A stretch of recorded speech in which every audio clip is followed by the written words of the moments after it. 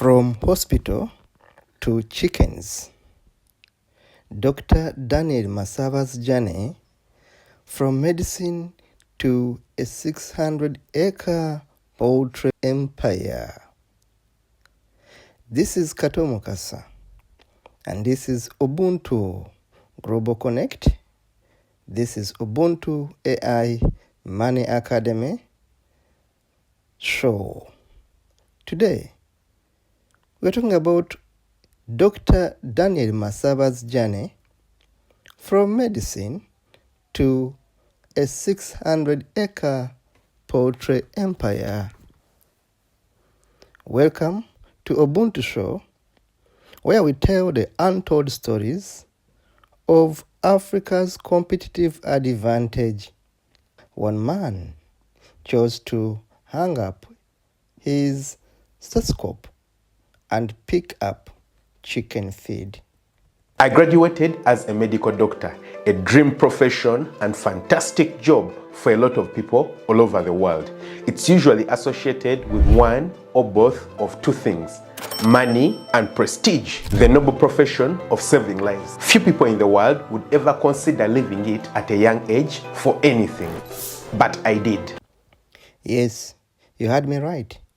A trained medical doctor with all the prestige of being a doctor, all the certificates, walked away from the hospital corridors and into the deep village dust roads, only to emerge 5 years later as a multi-millionaire farmer. This is the story of Dr. Daniel Masaba, the man who teaches us that in Africa, the soil beneath our feet and the chickens in our coops may hold more wealth than shiny degree on the wall.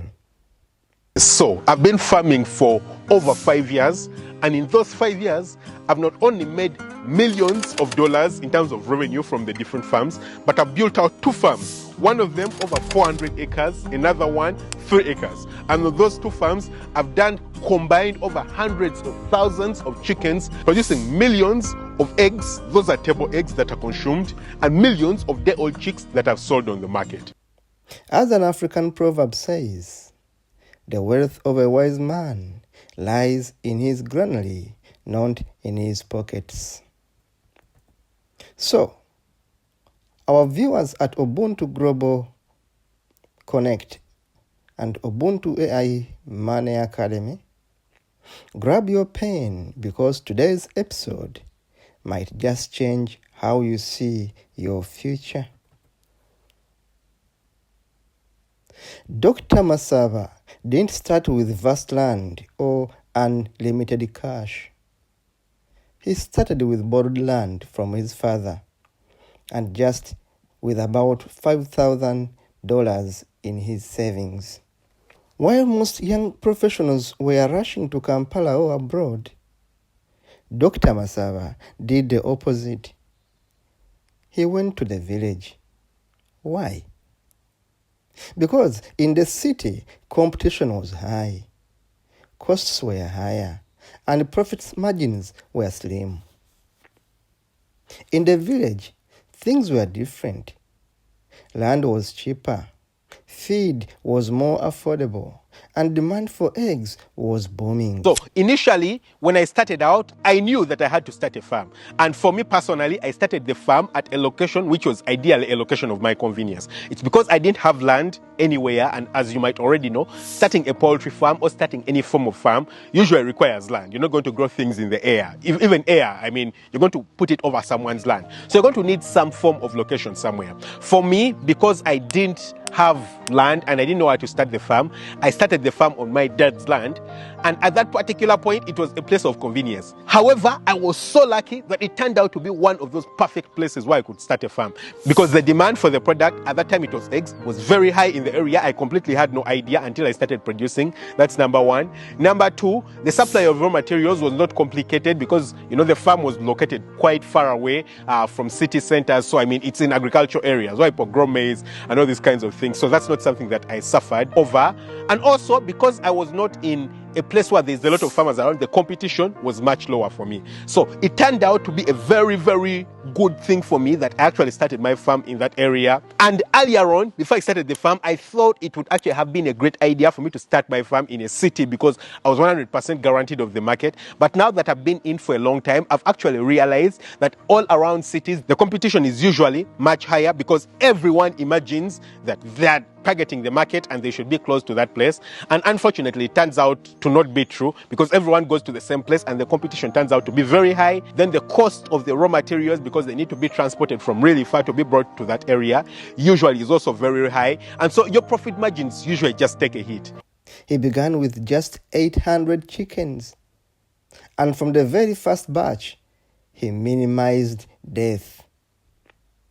That gave him confidence. He soared.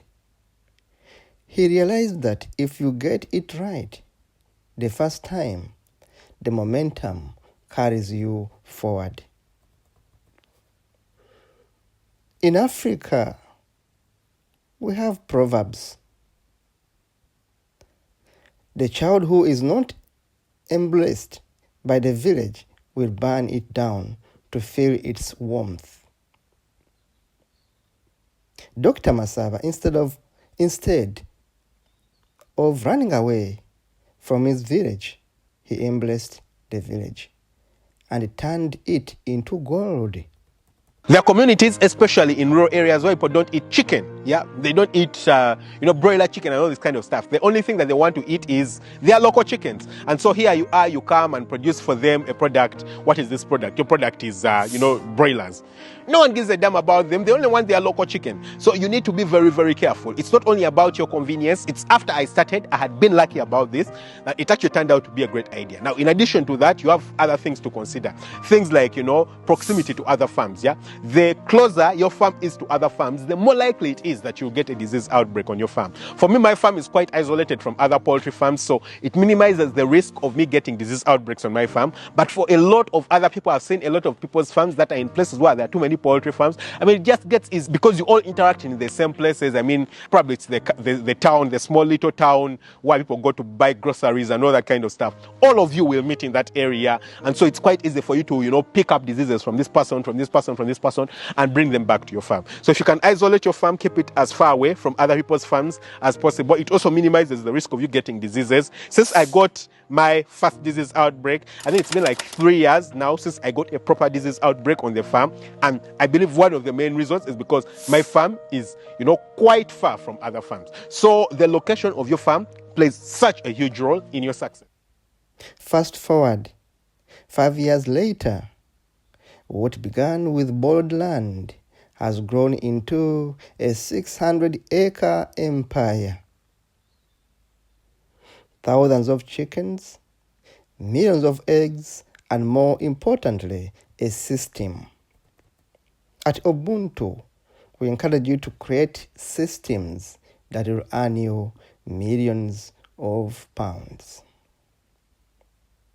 Dr. Masaba is not just a farmer.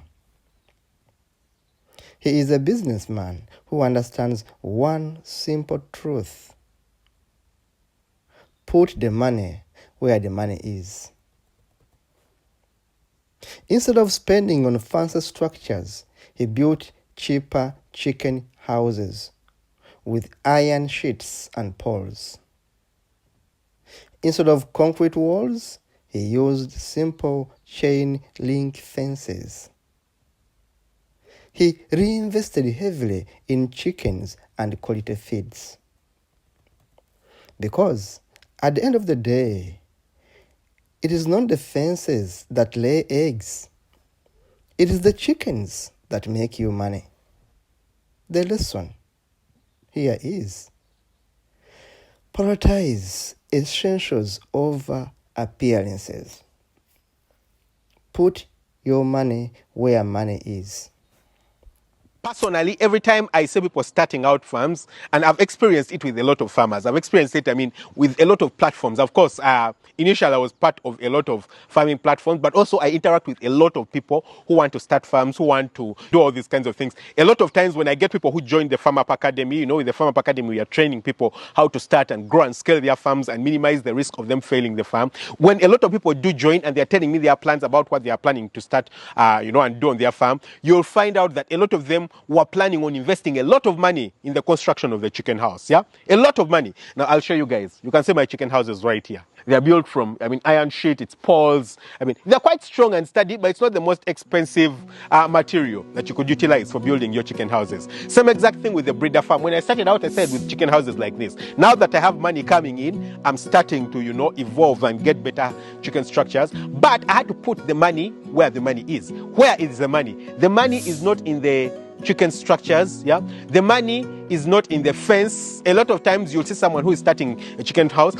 Right here on the side, I don't know if you guys can notice my fence, but my fence is you can see it right there. Yeah, it's a chain link fence. It's a chain link fence. It's not like some complicated type of fence. No, it's a chain link fence. It was cheap for me to build, and I didn't spend too much money on it. I've seen people who have spent 10 times what I spend right here simply to put up a fence, and then when it does come to the thing that's going to bring you the money, they don't have money to spend on it. They don't have money to spend on the chickens themselves. They don't have money to spend on the feed itself.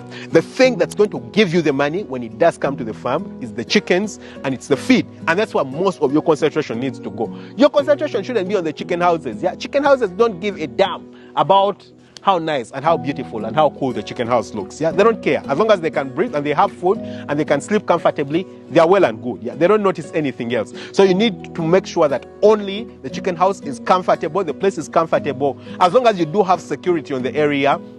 Dr. Masaba also kept his farm far from other farms, reducing disease risk. Every visitor must disinfect before entering. That discipline has saved him millions. Has it been smooth for Dr. Masaba? No. Dr. Masaba faced disease outbreaks that wiped out flocks. He lost money. He had moments of doubt. But instead of quitting, he doubled down. He invested in hygiene, staff training, and record keeping. Every mistake became a lesson. Every loss became a teacher. He built resilience, and that resilience built him empire. You see, succeeding and becoming wealthy and pushing through with something has so much to do with your mentality. If you believe in something, most probably you'll make it work. If you don't believe in something, then most probably you won't put in place the correct actions, or you won't even push through to make it happen. Yeah. Initially, for me, when I started out, I started with a batch of 800 chickens, and I was really lucky that it did well. Yeah. It wasn't like super profitable because the cost of the raw materials at that point was so high. I spent too much money on the poultry feed and all this kind of stuff at that particular point. So it's not like I had too much money to put aside, but it turned out to be a really good flock. I didn't have chickens dying. I actually made some money from it. I managed to get back all the money that I invested into the farm. Into putting into the structures and the equipment and all that kind of stuff. I managed to get all that money back. So it turned out to be a good first project for me. And what that does is that it gives you the belief. It gives you the belief that you can make things happen. Yeah. Now, my second batch was really terrible. Yeah, I imported birds, I believe, from Hungary. They came in. I lost about 200 or 250 in the first few days. And then later on, I got a fall typhoid, disease outbreak. I think I lost a total of over 400 chickens. I sold the chickens before they even made 30 weeks old. I think at about 26 weeks old. In total, I lost about $14,000 on that batch of chickens. But because I had gone through the experience of having a good batch and, it turned out to be profitable for me, I knew that there's certainly just mistakes that I made with this batch, and if only I had corrected them and done them the correct way, then I would be making money with the other batches. So I had that belief on the inside of me. But if Your very first batch turns out to be the terrible man. Imagine for me, if I had started out with this second batch and it had given me that entire experience, most probably I would be like most people outside there. I would have said that chicken farming is a terrible thing. I just won't go into it. I won't try it out at all. I'm just going to abandon it. I'm going to leave it. And it's very possible. It would have been very practical for me, and it would have been very justified in my mind, just like a lot of other people say, for me to abandon it.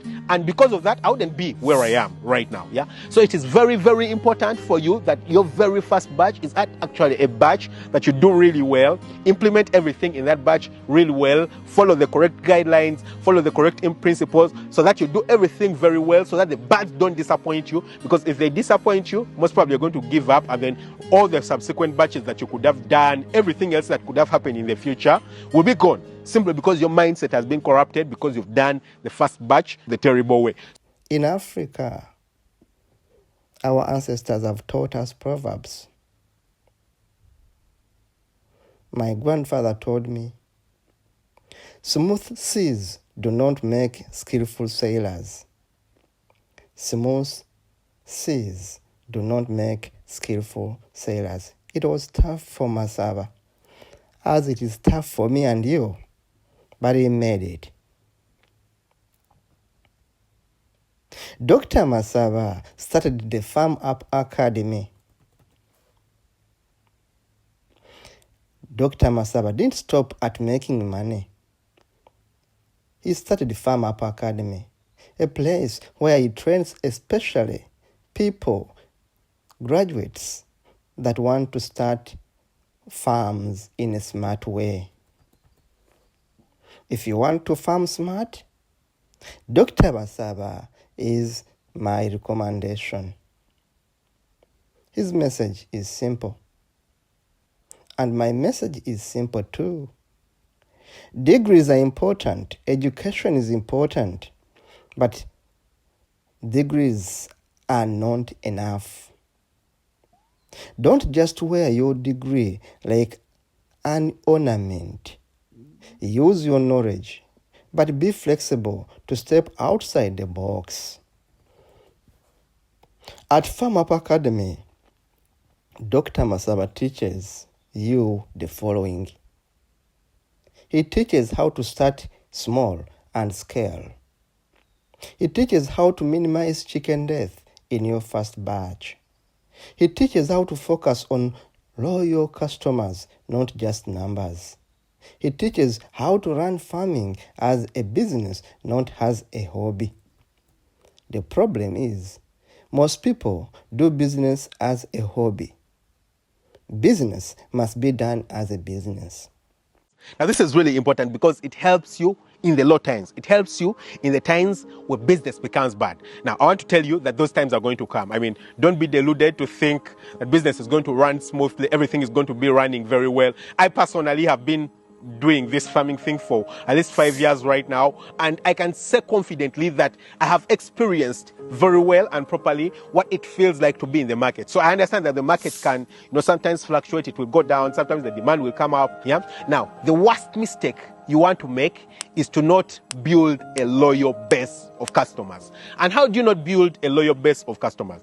The easiest way of not building a loyal base of customers is trying to serve each and every one. That's literally self-destruction. What happens when you try to serve each and every one is that, everyone who comes to you, because a time will come, for example, me right now on the farm, the demand is so much, like so much, that each and every day I just have people calling me and they want eggs, from all directions, When I produce eggs, they never sleep around on the farm because the demand is too crazy, it's too much.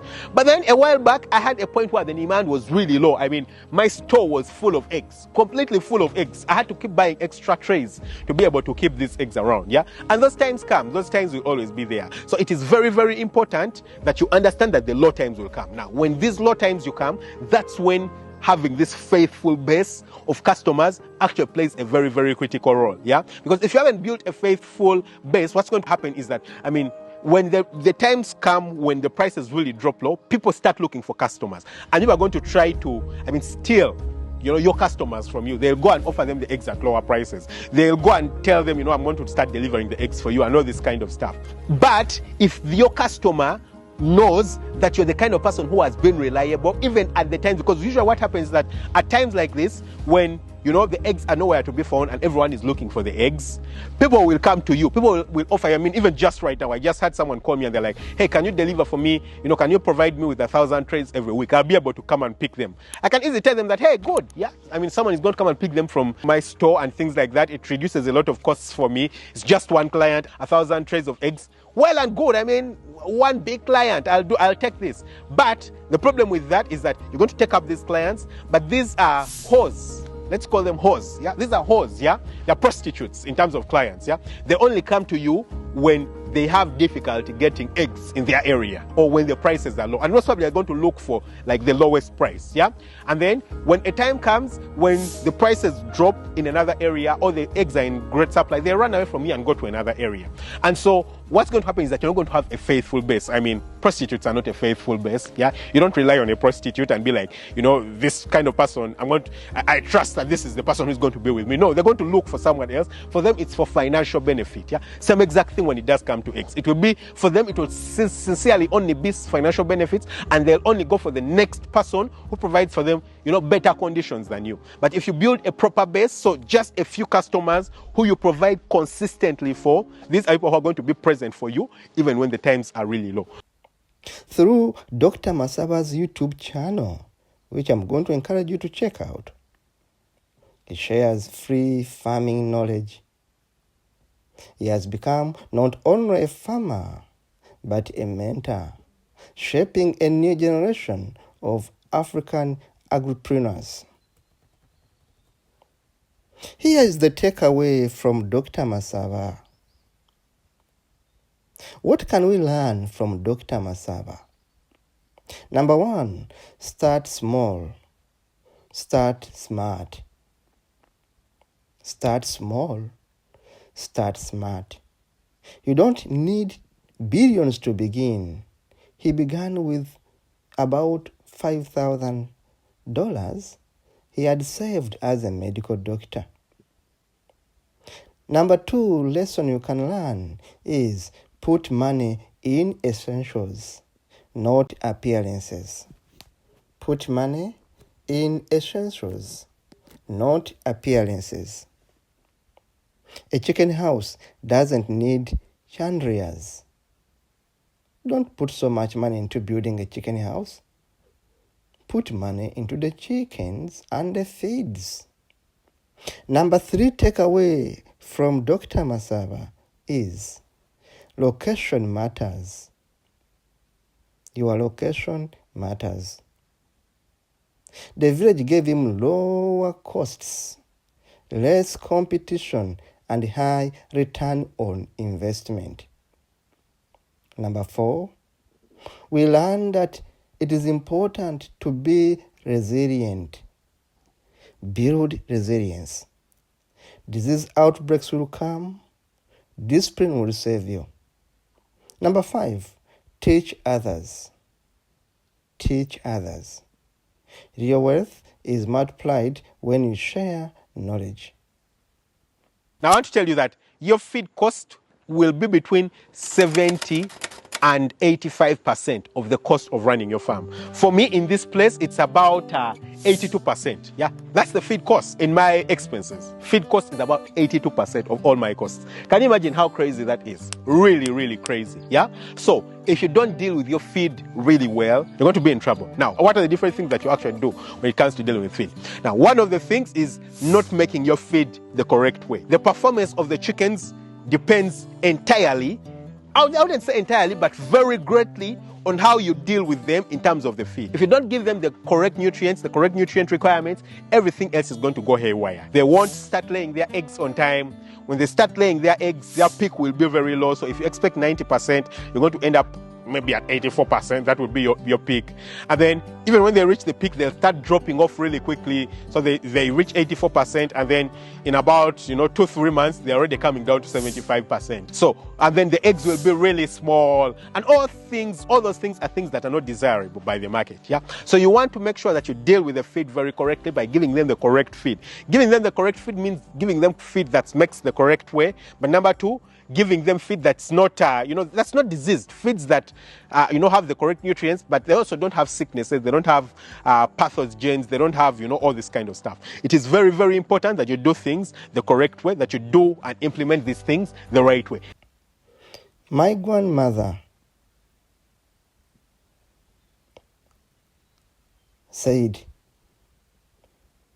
to my mother that knowledge is like a garden. If it's not cultivated, it cannot be harvested. Dr. Masaba cultivated his knowledge, and now he harvests not just eggs, but an empire. To the graduates watching this, listen carefully. Africa does not need more unemployed degree holders. Africa needs creators, builders, farmers, innovators. Dr. Masaba shows us that the soil, the chicken coop, and the grain store can be more profitable than the office desk. Dr. Masaba shows us that flexibility, the courage to step outside your field, outside your comfort zone, can turn you from employee to empire builder. I understand that this can drive a lot of controversy, but local chickens is not typically something that is meant for the business person. Someone who wants to make crazy amounts of money, you want to grow wealthy, you want to grow rich. No, local chickens is not for you. Why is it? It's just because the productivity and the efficiency of local chickens is not something that is scalable. I mean, literally everything around local chickens is just not scalable. You can't do it in great numbers. Let's go a bit into detail with that. Yeah. First of all, local chickens have a very low feed conversion ratio. Yeah. What does that mean? For every gram or kilogram of feed that they consume, their tendency to convert it either into eggs or meat is very low. Very, very low. Yeah. So local chickens, for example, can give you about 80, maybe 100 eggs every year. Yeah. Now, you will find a lot of people who will tell you that, my local chickens gave me eggs for 25 out of the 30 days in a month. Yeah, they can do that, for 1 month, but they can't do it for an entire year. 100%, they can't, yeah? They'll do it, and then they'll skip another month, and then they'll do it, and maybe skip 2 months, and then they'll do it. By that time, by the end of the year, if it is really good, it will have done 120 eggs, yeah? Now, compared to commercial layers that will do that for the entire year, they will literally give you 2, 3, sometimes 4 times what a local chicken can do, yet they are consuming exactly the same amount of feed. It just doesn't make sense, yeah? So their feed conversion ratio, they're going to eat the same exact feed, but their egg production is going to be much less compared to this. What's the takeaway? Don't lock your future in your degree. Think outside the box. Think inside the farm. Think with courage. Because Africa's greatest competitive advantage is not oil. Africa's competitive advantage is not gold. It is not diamonds. Africa's competitive advantage is our ability to produce food for ourselves and the world. At Ubuntu Global Connect and at Ubuntu AI Money Academy, this is what we are emphasizing. Think outside the box. Think inside the box. Think with courage. This is Ubuntu, empowering Africa through innovation and education. Follow us. Watch our shows. Share our videos. Like, comment, and subscribe. Here is the final takeaway quote from Dr. Masaba. It is very important that you build a brand. Now, what the hell is building a brand? Yeah, building a brand is, getting to the point where people associate you with something. That's a brand. Yeah, when people associate you with something, then you've built a brand. It's not about advertising. It's not about the name. It's not about the name Farm Up. It's not about, the color yellow or the color red. Yeah, that all doesn't matter. That's not what a brand is. A lot of people have gotten, confused, and they don't understand what it means to build a brand. You want it to be in such a way that when someone thinks eggs, they think Dr. Daniel. Or when they say Dr. Daniel, they think eggs. Now, if you do that, and every time someone says Dr. Daniel, they think eggs, then you've done correct branding. Yeah, that is branding. You've branded yourself with eggs, and that's what you want to do. When someone says Day Old Chicks, they think Farm Up.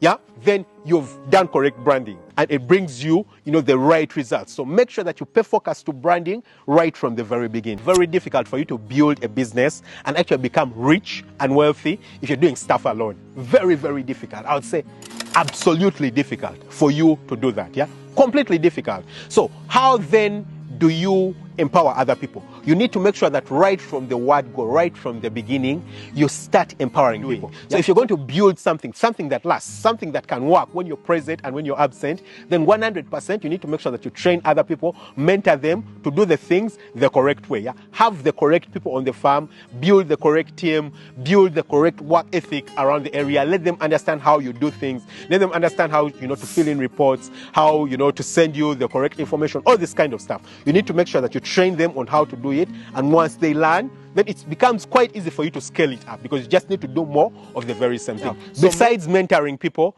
in fact, I would say above mentoring people is building systems. Yeah, this is super great. Yesterday I was watching a YouTube video of a guy who, does over $2 billion in revenue from his businesses. And this guy has over 10 businesses that he runs.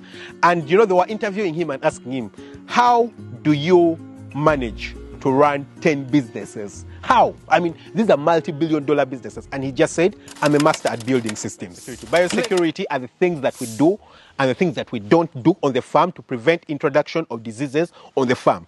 These are so important. As you can already see, I've told you guys that I personally don't do so much on the farm. I don't enter the chicken houses. I don't do so much on the farm, like physically running the farm. But as you can see, I'm seated here in an overall, yeah? I'm wearing gumboots, yeah? I mean, I'm just seated down talking to you guys, and I'm wearing gumboots, yeah? I could easily have come with my shoes or anything like that, but I'm following the proper biosecurity measures because I'm seated, I don't know what, 4 meters, 3 meters from a chicken house, yeah?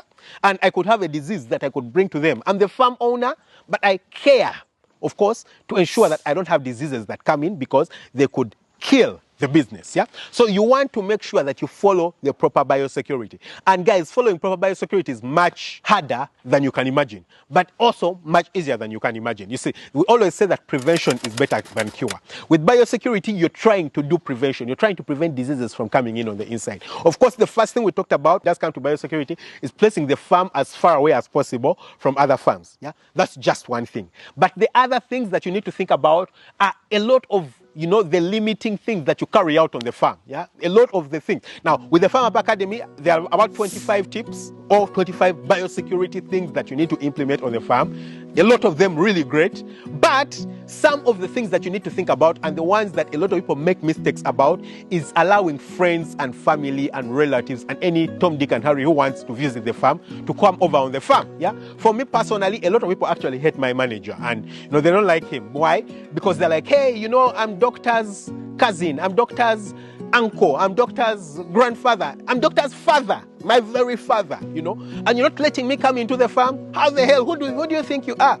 And he'll tell them, well, those are the rules that I have to abide by. Those are the rules that were given to me, yeah? So it is very, very important that the people understand around that the rules have to be followed. You prevent diseases from coming onto the farm that way. Once I went through the very first disease outbreak on my farm, I learned this and I understood the value of this. Of course, I lost quite an amount of money. I've told you guys, $14,000 I lost with that batch of bats because I wasn't following the correct and proper biosecurity. So you want to make sure that you follow the correct biosecurity, follow all these steps to prevent diseases from being introduced on the farm. Once you do, you minimize the risk and everything goes really well. So follow biosecurity, pay proper attention to it, and you'll have all the best results. Follow the right principles, build the right habits, and Africa will feed not just itself, but the world. This is Kato Mukasa for Ubuntu AI Money Academy.